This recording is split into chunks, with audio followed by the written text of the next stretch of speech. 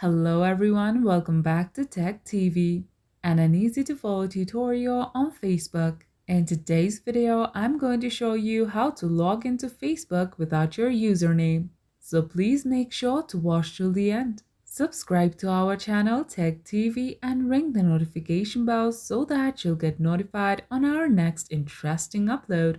So let's get on with it.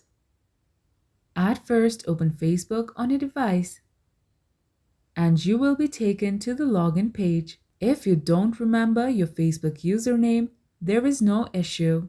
You can log in using your phone number or email address linked to your Facebook account. So enter your phone number or email address and enter your password.